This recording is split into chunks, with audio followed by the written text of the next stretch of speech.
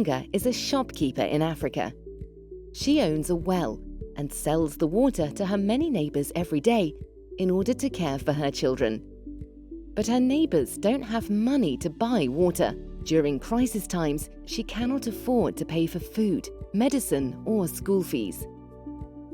Why do economic downturns and crises have such a devastating effect on local markets? Each one of Songa's neighbors has something important to offer that other members of the community want and need.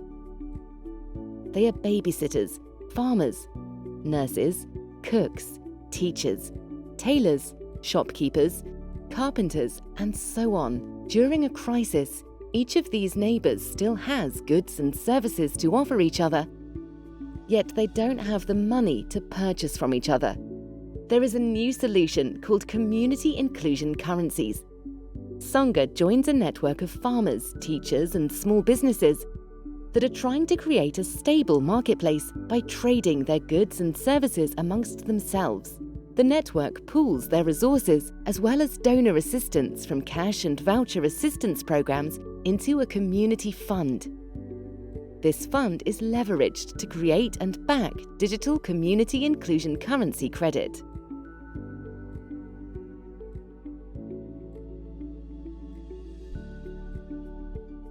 Songa receives community inclusion currency credit as shares of the community fund.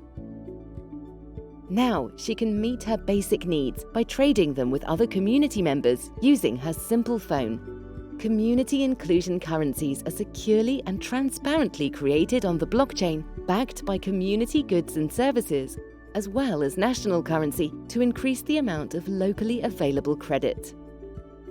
Songa can now use her community inclusion currencies to purchase nutritious food for her family from a local farmer. The farmer can now pay a bicycle operator to carry his wheat to the market. The bicycle operator can now pay for his daughter's nursery school fees. And the school teacher can get water from Songa, finishing a full cycle of trade during a crisis or poor market conditions.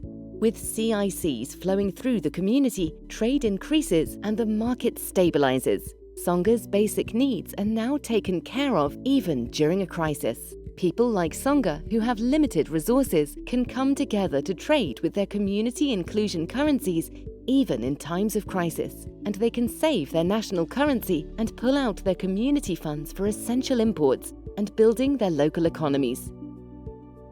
That's how community inclusion currencies complements missing national currency.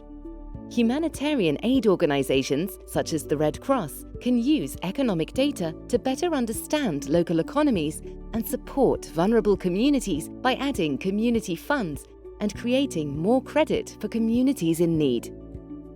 Community inclusion currencies give people simple but powerful tools for utilizing their resources to pull themselves out of crisis and poverty.